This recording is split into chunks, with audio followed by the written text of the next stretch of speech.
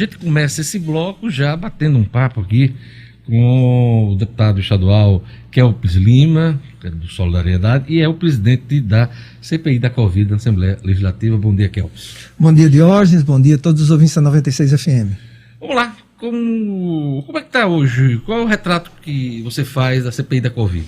Diógenes, a CPI da Covid são 12 processos de compra que são investigados. 2 com recursos do Estado, 10 com recursos federais. Desses 12, 2 já tiveram operação da Polícia Federal, com afastamento de servidores, com prisão, com delação premiada, com inquérito no STJ. Então a gente sabe que a CPI tem robustez de conteúdo para fazer. Qual o cuidado que a gente tem tido? Não espetacularizar, porque o tema é muito sério, é muito grave.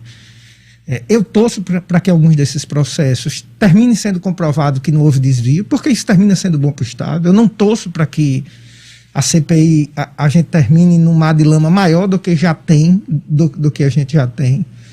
Você, na hora de fazer a investigação, você tem que fazer uma construção, porque ao final vai ser enviado um relatório para o Ministério Público Federal, Ministério Público Estadual, Polícia Federal, CGU. Com eventuais indiciamentos, né? Vão ter muitos indiciamentos, então não tem como a CPI não dar consequência. Há 30 anos que não tem CPI no Rio Grande do Norte. É a única CPI do Brasil em Assembleia Legislativa. A última, se eu não me engano, foi a do Leite, né? A última foi há 30 anos atrás. Então, é um marco histórico. E eu torço para que a Assembleia Legislativa e a CPI saia grande, sem fazer politicagem, E eu sou do ramo, eu milito há mais de 20 anos. Do ramo jurídico. Do ramo jurídico, eu milito há mais de 20 anos nisso. Então a gente quer construir um processo. A CPI vai ter momentos de maior audiência, de menor audiência, dependendo dos personagens envolvidos. E como a gente sabe, até por ter acesso à informação sigilosa de algumas coisas, tem que ter muita responsabilidade. Vocês estão analisando documentos, ouvindo depoimentos, testemunhas, algumas pessoas estão sendo convocadas. Eu lhe pergunto, dos 12 processos, quais você destaca que tem maior robustez, como você faz referência? Todos eles têm ou quais são os principais? Tem uns que estão com as investigações mais avançadas por colaboração da Polícia Federal e do Ministério Público Federal. Então esses estão mais avançados, né? Por Consórcio Nordeste, o procedimento dos aluguéis de UTIs, e tem outros que chamam atenção pelo volume de recursos e por alguns tipos de movimentações processuais. O do Consórcio Nordeste é o que mais chama atenção, porque o Rio Grande do Norte perdeu 100% do dinheiro investido. Foram 5 milhões de reais jogados fora. Todos os estados também, né? Foram 9 estados que perderam dinheiro nessa história. Ao todo, quase 50 milhões perdidos. Esse é que chama atenção, e esse processo nenhuma Assembleia do Nordeste conseguiu investigar, nem o Congresso Nacional conseguiu investigar, e nós estamos conseguindo. A parte do Rio Grande do Norte, 5 milhões, né? 5 milhões. E o Rio Grande do Norte conseguiu. As pessoas, a partir do início de outubro, do início do mês que vem, elas começam a vir ao Rio Grande do Norte prestar depoimento. Então, vai ser, esse é o processo que chama mais atenção. E existem outros que estão tendo investigações, inclusive sigilosas, que em breve a população vai ter acesso. A CPI da Covid no Senado tentou ouvir, pelo menos alguns senadores tentaram chamar o Carlos Gabas, né? Isso. A do Rio Grande do Norte vai ouvir o Gabas? Vai ouvir, dia 6 de outubro. Já está marcado. Já está marcado. Inclusive, vou dar aqui em primeira mão. Ontem eu estava estudando a CPI, talvez a gente adie um pouquinho o depoimento dele, porque a gente conseguiu intimar a empresária que fez delação premiada. Então, talvez a gente seja necessário ouvi-la antes, para, se ela repetir aqui o que ela disse na delação, a gente vai ter elementos públicos para fazer uma oitiva dele muito melhor. Essa empresária é da Bahia? É da Bahia. Porque a compra foi feita em nome dos governadores e do consórcio pelo governador da Bahia. Quem está acompanhando aqui para entender, essa senhora, junto com seus sócios, criaram uma empresa. A primeira venda dessa empresa foi de 48 milhões de reais, sem contrato estar assinado, sem licitação. A sede da empresa é um apartamento. A primeira nota fiscal que emitiu de 48 milhões de reais, ela não entregou um parafuso aos estados. Foi um roubo assim, pelo pé. Como se diz em linguagem popular, levaram o dinheiro pelo pé. Ela confessou, ela tem detalha o esquema, mas ela detalha num inquérito sigiloso. Então, a primeira vez que ela vai depor publicamente, pode ser que ela fique em silêncio. Mas qual o nome dela? Eu não vou lembrar o nome dela aqui, Diógenes. A idade já não está ajudando. Tudo bem, mas é uma empresária da Bahia que ela e o sócio foram beneficiados com esse contrato. O que é que já foi noticiado publicamente? Né? Aqui o que eu vou falar é o que já saiu em matéria de imprensa. O esquema devolveria 12 milhões a membros do consórcio Nordeste do governo da Bahia e 36 milhões seriam para fabricar os respiradores. A empresa dela, como era de fachada, era só para fazer essa intermediação, eles contrataram outra empresa em São Paulo. Para fornecer esses respiradores. Por coincidência, a empresa funcionava na mesma cidade de Carlos Gabas. E essa empresa não entregou nada e comeu os 36 milhões. Aí já é outra empresa, outro empresário também foi preso, indiciado pela Polícia Federal. O que é que dá indignação? E por isso, meu cuidado com as palavras, meu cuidado com a CPI. Morreram milhares de pessoas no Nordeste. A gente tem que ter respeito a essas pessoas, e eu sou contra tornar a CPI espetáculo, circo, fazer disso política. É muito grave. Então, a gente está tendo esse cuidado, muita gente vai ser indiciada, tem ainda outras coisas a virem à tona em breve, mas a gente quer fazer com que o final tenha um resultado. E nós estamos trabalhando para que o calendário da CPI seja cumprido. Em dezembro, a gente quer encerrar a CPI. Além do consórcio Nordeste, que tem muito a ver com a compra feita na Bahia, o que é que chama a atenção dos contratos relacionados aqui, mais especificamente das coisas aqui de compras realizadas no Rio Grande do Norte? As compras feitas no Rio Grande do Norte, elas têm um procedimento muito estranho. Elas foram todas sem licitação, o que é normal na pandemia, importante que se diga, né? O que é normal, urgência, tinha que ser. Emergência. Mas, Diógenes, as pesquisas de preço, por coincidência, você manda e-mail para 50 empresas, só vinham com a documentação completa, só respondia o e-mail com a documentação completa, por coincidência, justamente a empresa que viria ganhar depois, como se ela já estivesse sabendo o resultado. Isso em vários processos. Processos como, por exemplo, o de pesquisa, a contratação da pesquisa. Nenhuma empresa do Rio Grande do Norte foi sequer convidada a apresentar propostas. E você vê uma aparência, eu estou dizendo esse termo com muito cuidado, uma aparência de direcionamento nas compras em vários processos. Esse é muito claro, a aparência de direcionamento. Teve outro processo de EPIs que se pediu produtos com um padrão alto, que a secretaria nunca comprou, na hora de entregar a empresa disse que não tinha e afastou mais de 40 empresas da concorrência e a secretaria recebeu o produto mais de menor qualidade com o mesmo preço do de maior qualidade. Os empresários que vieram depor dessa empresa mentiram claramente no depoimento, já foram convertidos para investigados, de testemunha para investigados, pareceres de servidor mentindo no processo. Teve um servidor que também foi convertido a investigado. O depoimento dele não bate com as informações da empresa. Alguém chegou perto de uma voz de prisão? Já.